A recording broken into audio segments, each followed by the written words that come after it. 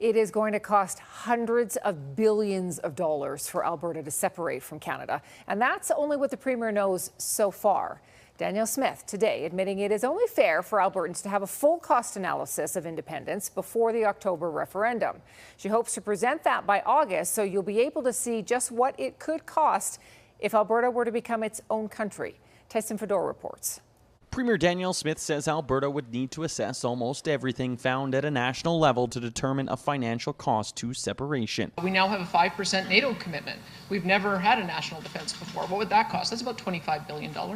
We'd have to take over OAS and child tax benefit, probably another $10 or $15 billion. We'd have to set up the infrastructure for CPP and EI. The UCP government says Alberta's share of the national debt is around $170 billion, with $10 billion annual interest payments. Canada could be entering one of its most unexpected political chapters. What looked like a forgotten debate has suddenly returned to the center of attention. A quiet move has changed the direction of a debate that many believed would never go anywhere. Alberta's separation debate moved from political rhetoric to a formal provincial process. A movement that had spent years on the fringes of Canadian politics suddenly found itself at the center of a national constitutional dispute. What changed was not a court ruling, a constitutional amendment, or a federal decision. Instead of relying on lengthy legal battles, Alberta's government opened a direct political route that could place the future of the province on a ballot. The Court of King's Bench of Alberta issued a ruling that should have ended the Alberta separation referendum campaign entirely.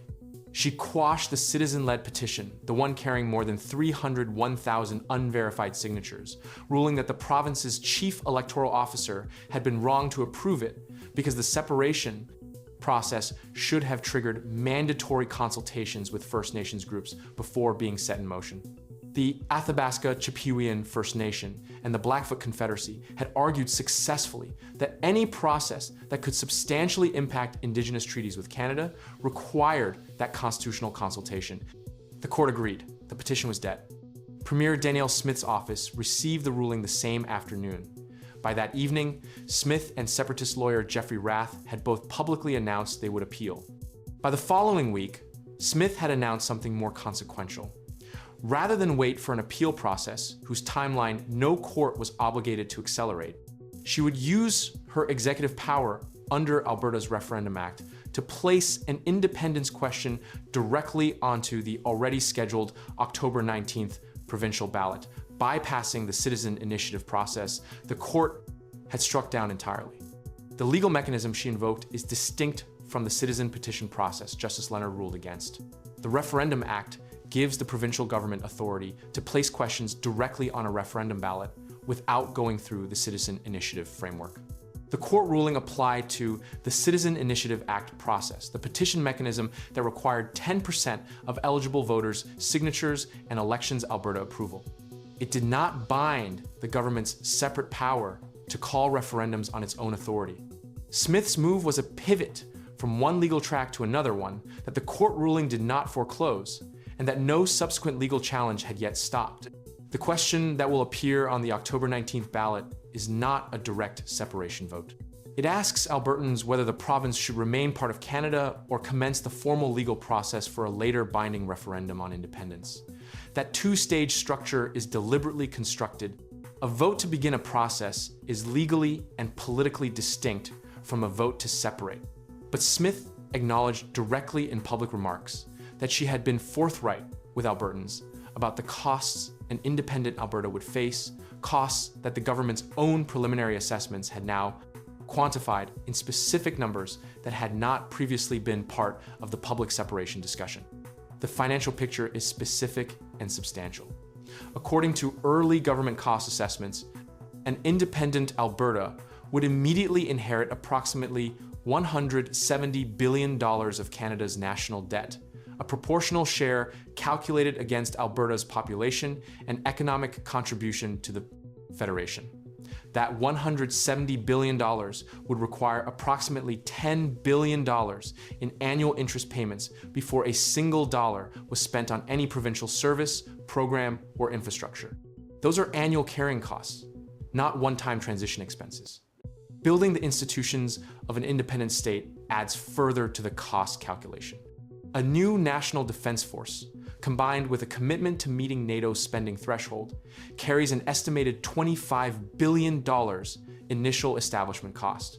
Replicating the federal social infrastructure that Albertans currently receive through Ottawa, child tax benefits, old age security, employment insurance, and the administrative systems that deliver them would require an additional $10 billion to $15 billion in transitional spending. The combination of inherited debt, service costs, and state building expenditures produces a financial obligation in the hundreds of billions of dollars before the independent province of Alberta could be considered operationally functional as a sovereign state. Critics of the referendum process have focused on the $90 million cost of conducting the October vote itself, a figure representing the direct expense of administering the referendum ballot across Alberta's 87 electoral divisions. That number has drawn specific criticism from opponents who argue the province is spending nearly $100 million to stage a political exercise that could drive away corporate investment, create constitutional uncertainty, and place the province's existing federal fiscal relationships at risk. Calgary's business community has been among the most vocal critics, noting that investment decisions for major energy and manufacturing projects require multi-year certainty, precisely the kind of certainty that an active separation referendum campaign makes structurally difficult to maintain. The separation and remain campaigns are operating simultaneously. Smith confirmed she will personally campaign for the Remain side, while the independence question she placed on the ballot is being actively promoted by separatist organizations developing policy white papers on what an independent Alberta would look like.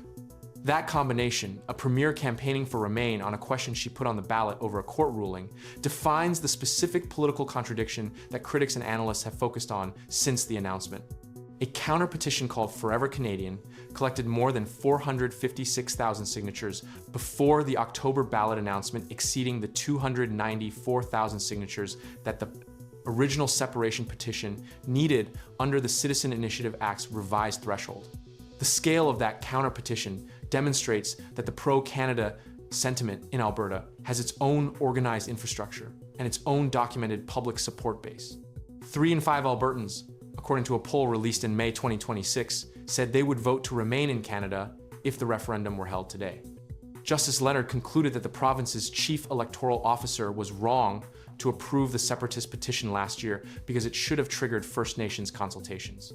The Blackfoot Confederacy and the Athabasca Chipewyan First Nation argued that a process with the potential to substantially impact Indigenous treaties with Canada treaties that exist with the federal crown, not with the provincial government, required constitutional consultation before the province could set that process in motion.